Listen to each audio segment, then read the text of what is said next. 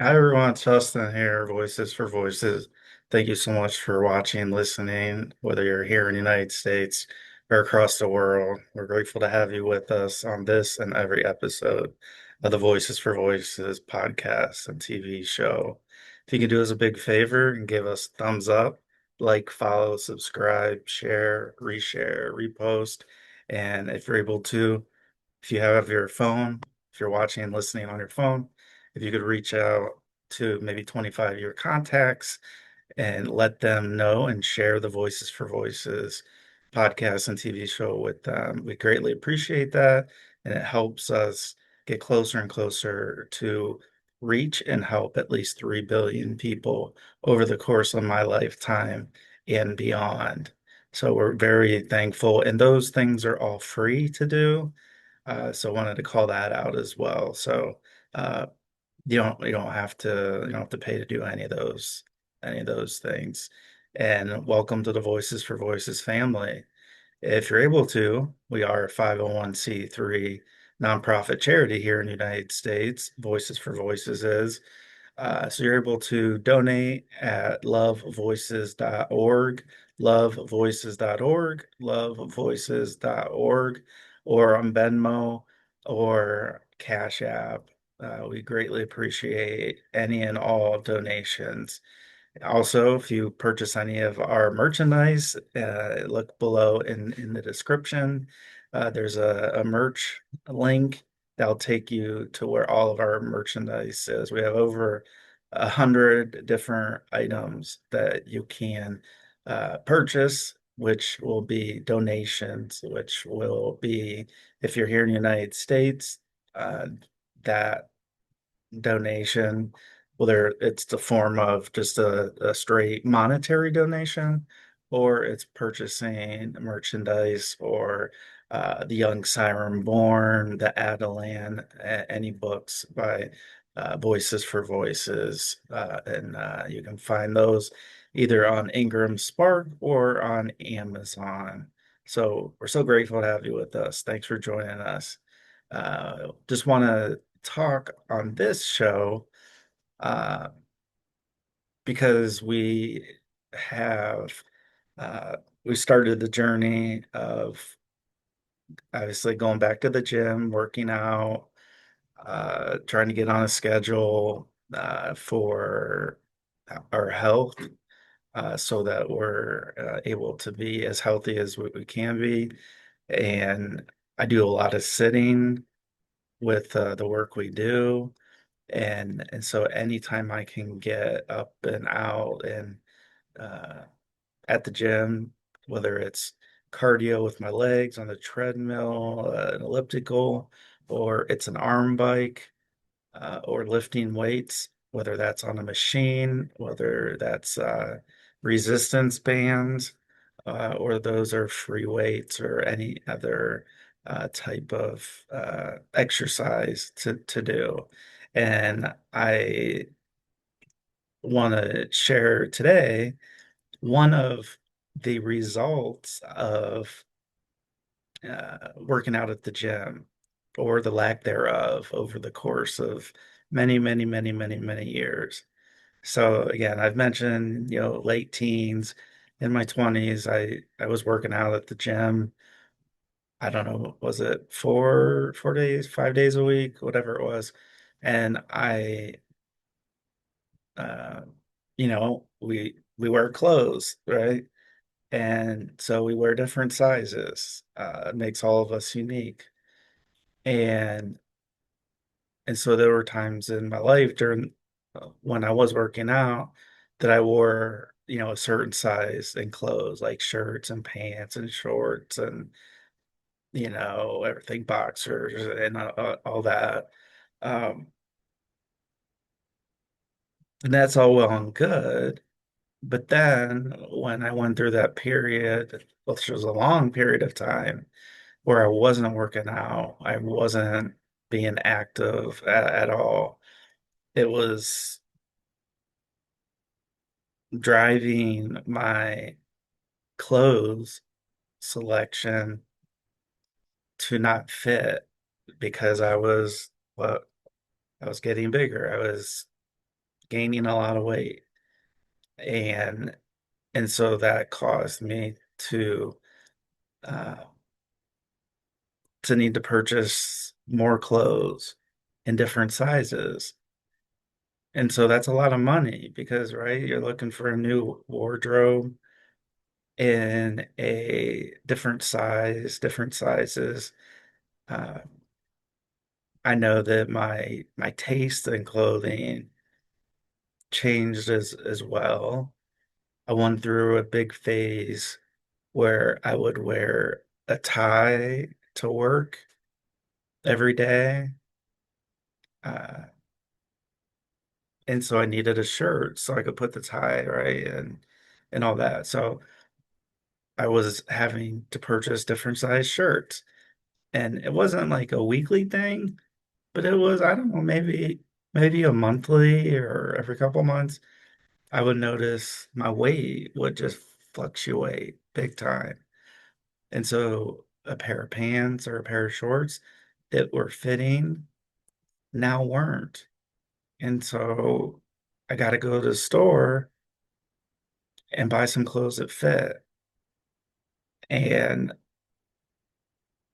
then I went through a phase of kind of doing the opposite. I wasn't really working out, but I really wasn't eating a whole lot. I was eating a lot of lean cuisines for meals, uh, which there's nothing wrong with those options. But when breakfast is small to non-existent, and then lunch because right, I was in this fast pace, got to get this done, got to get this done. And so a lot of times I wasn't able to take a lunch. And so I was just working through lunch. Or I wouldn't eat until like 2 o'clock in the afternoon. And so I was all out of whack. My body was out of whack. It was causing, blood sugar and cortisol, everything, because I was, extra stressed of like, I got to get this project done. I got to get this done. I can't take a lunch because then I'm going to be behind. And so those were imposed deadlines from work, from management, and then sometimes they were self-imposed deadlines where I was talking to myself like, Justin, we got to do this. Let's get this done. Let's go ahead and do this. Uh, it's not a big deal. We'll eat lunch here in 10 minutes, and then 10 minutes turn into 30 minutes, and 30 minutes turn into an hour. And sometimes I'd go until like 3 or 4, and I wouldn't have lunch. I wouldn't have a snack. Because my mind was just, got to get this done, got to get this done, got to get this done. A lot of screen time, which was causing a lot of addiction to the screens of like, oh, I got to do this. And it wasn't making anything, well, wasn't making things better. So during that period of time, not eating full meals or even close to full meals, or like I said, there'd be times where I wanted to eat lunch at all, not because I didn't want to. Well, when I had self-imposed deadlines, it was because that was self-imposed by me, myself. And then when there's managers and directors and vice presidents and presidents and CEOs and everybody like that, it was like, oh my gosh, I got to get this done. And then my manager would be like, we got to get this done. We got to get this done by the end of the day. And so there's all this pressure. And so there was a time when I, again, prior to that, I gained a lot of weight because I was being sedentary and I was eating lunch and I was eating meals. This time I wasn't eating full meals, not even close to it. And so the size of clothes that started out, let's say the athletic fit, went to the big, like I need a size or two bigger jeans. Well, now at this point in time, it was going the opposite way. So I wasn't working out at the gym, but my body was losing weight because I was eating less. And the stress didn't help out either, anxiety. So then my clothes sizes changed again. This time it went down, but it didn't go, my clothing sizes didn't go down to the point where they were when I was athletic and going to the gym and that. So that meant I needed, again, a new wardrobe, whatever that meant, more money to spend. And I'd been on this cycle over the course of my life, gaining weight, losing weight, this reason, that reason. And maybe you've run into that before. Maybe you know somebody that has. And it's not talking down on anybody at all. It's just the fact of life that sometimes we gain weight and sometimes we lose weight. And so now I've only been back into the gym routine. I have to look at my phone. I think maybe 4 weeks or so.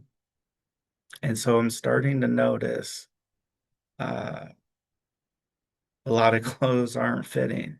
I think I went through like 4 pairs of shorts today that I was like, because it's hot out, and some of my other shorts are uh, kind of in the washer pile in the hamper.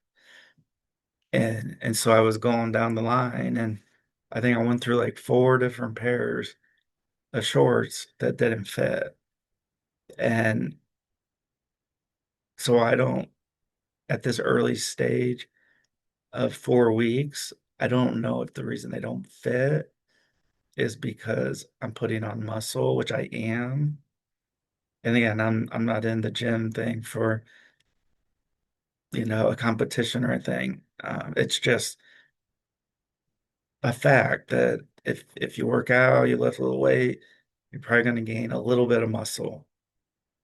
And so I don't know if the reason these shorts weren't didn't fit was because of muscle that I was putting on, or because my weight is still above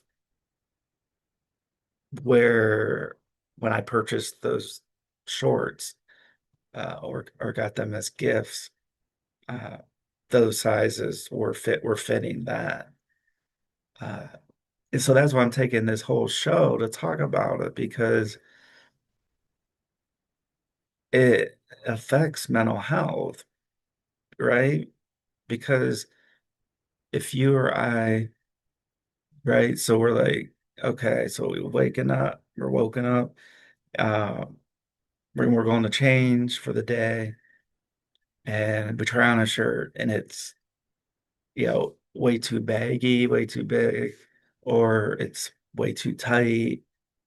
Um, it is it it wears on the mental health, my mental health of like, okay, Justin, now am I gonna have to go back and buy additional clothing that fits me? What I think is going on, and I don't know this for a fact, I don't have a medical degree, I don't have the answers on this. Obviously, nobody's perfect. Uh, so I'm trying to figure out again if it's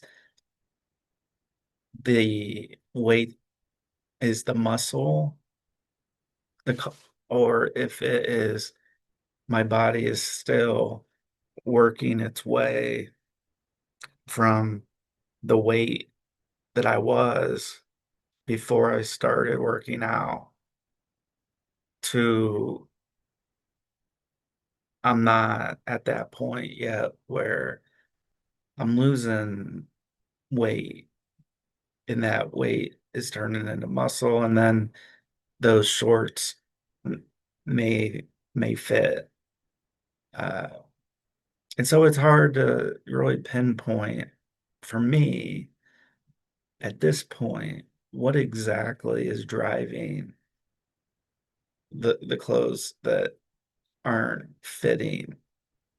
Because I do feel a little bit of muscle, but again, it all depends again on the body parts you work out, right? So if you don't work out the legs and that, and you're just working out like kind of the upper half of the body, then the sizes may still remain big. What I have included in my workouts is a leg workout. That's one of the days, like one of the body parts workout. Um, and I think tomorrow is legs at the gym. And so I'm doing that in part because I didn't really, even when I was back in my weightlifting days, I didn't really do a whole lot of legs working out, lower half working out.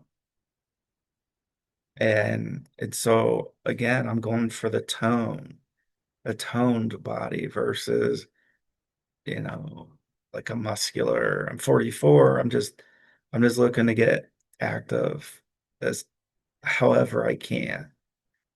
And and so I'm in that dilemma again of, okay, how long do I wait before I reach some kind of a conclusion that, okay, it's muscle or it's not? And how does that affect the clothing options that I have? Because I have clothes in my closet that are kind of from when I was larger and I wasn't at the gym.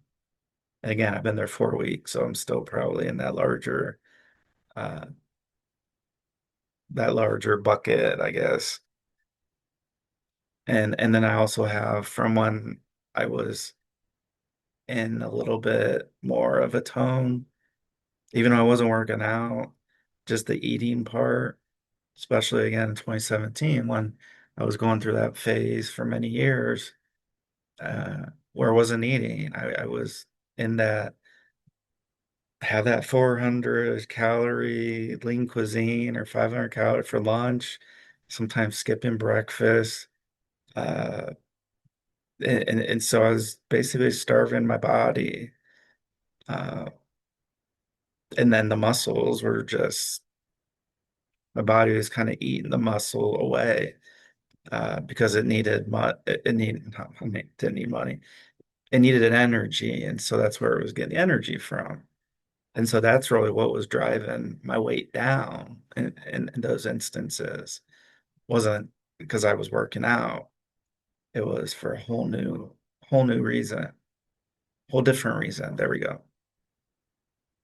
So I think it's good just to talk through this because body weight and body shaming and bullying, it can come in all shapes and sizes. Um, if somebody's a student, has children, is a guardian to children, works with children, and teaches children, uh, those are things that can really hurt. If bullying, like, oh, look how much they weigh, look how big they are, or look how tight, look how skinny. There's just skin and bones, um, and so it's something we got to watch out as a society. So these kids, and then even in adulthood, uh, we got to make sure that everybody is given the same opportunities, not going, oh wow, look how big he is, look how much weight. Do I want to sit with him at work or and near him, or do I want him to be my boss or her to be my boss? And then again, it goes the other way. And then when we talk about school, I mean, going growing up is hard enough as it is. Going to school, it's hard enough going through trying to find your identity. And I went through that.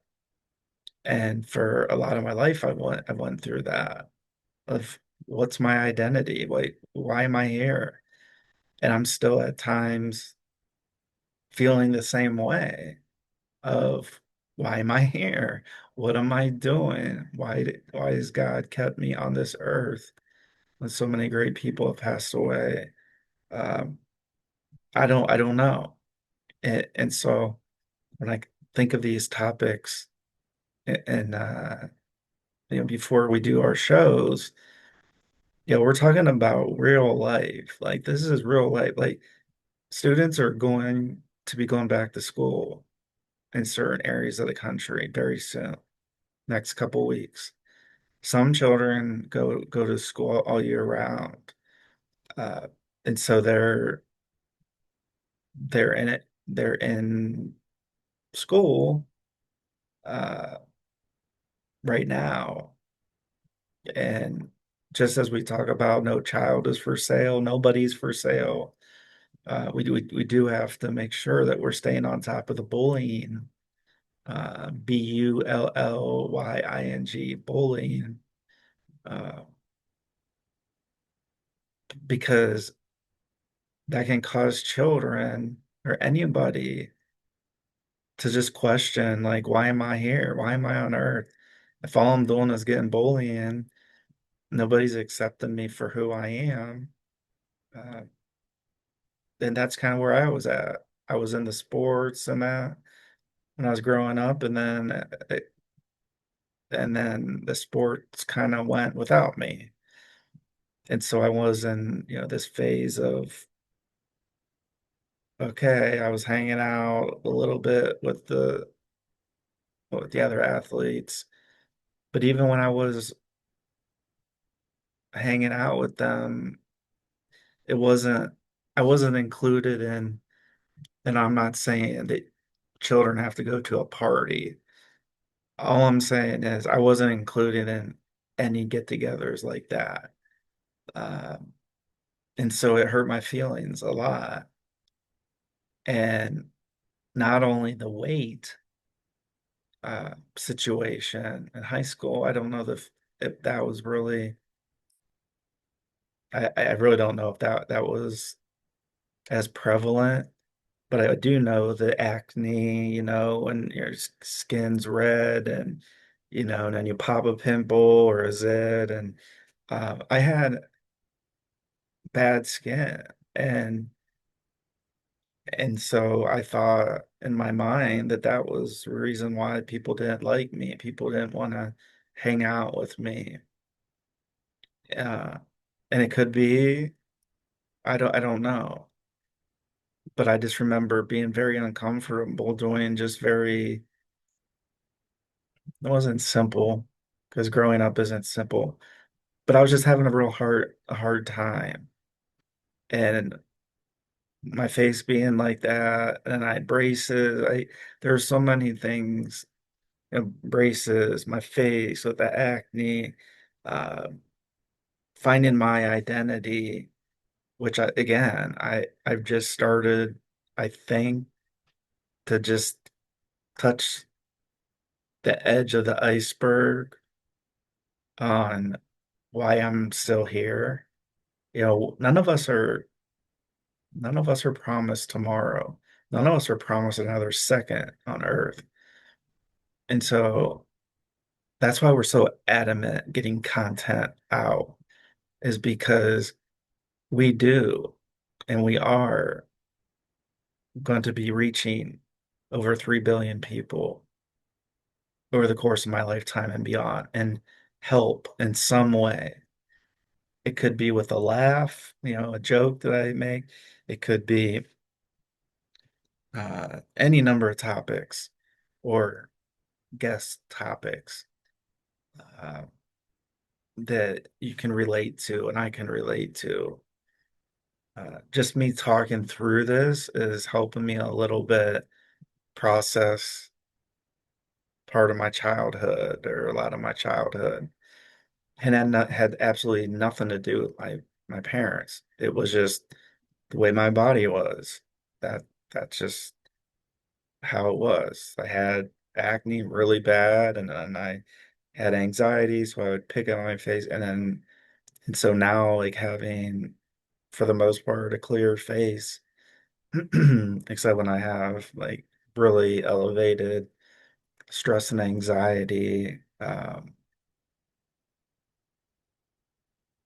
then there can be areas where it's I'm in that ruminating phase of just thinking about something over and over and over and over and over again, um, which I think we all do at some extent. Maybe not every day, maybe not every week, maybe not every month, but here and there, we probably have elevated anxiety and stress at some point. And if we don't now, maybe we did earlier in our lives. So thanks for joining us on this episode, talking about the bullying, talking about being shamed for body weight, both ways of too much or too little, uh, talking about, acne, growing up, puberty, with that, um, it's real oily skin, and I, I, I couldn't do anything about it. I tried to, uh, but part of me thinks that makes me who I am today by going through those hard times, those times where I wasn't included, the times where I didn't make the team when I thought I should have, or that I didn't get the playing time that I thought I should have. It's just it's very humbling to talk about these topics because we're talking about being human, right? I mean, that's exactly what we're talking about. And I want to thank you for being on this journey, on this episode. If this is your first episode, or if you just recently caught up with the Voices for Voices podcast, I invite you to uh, download the previous 555 episodes. To say that is just, oh my gosh. Yes, we have 555 episodes. This is number 556. Absolutely crazy in a great way. And it's because of you. You make the show. You watching, you listening, you commenting, you sharing, you giving us the thumbs up, like following, subscribing, sharing, reshare, repost, uh, pulling out that phone. If your phone's already pulled out, share the Voices for Voices podcast. Maybe with 25, 50, 100, 200 contacts in your phone, and just let them know about the Voices for Voices podcast and TV show. You can watch it, you can listen to it anywhere you get your podcasts and anywhere your contacts get their podcasts, they can get the Voices for Voices podcast. So until next time, let's celebrate the voices of everybody in the world now and forever. And let's also be a voice for not only ourselves, but maybe there's somebody that we know that's not able to share their voice. You can help out in a way. So thank you very much. We'll see you on the next show. And again, love and support coming from us to you. And we'll talk to you. We'll see you very, very soon. Bye bye for now.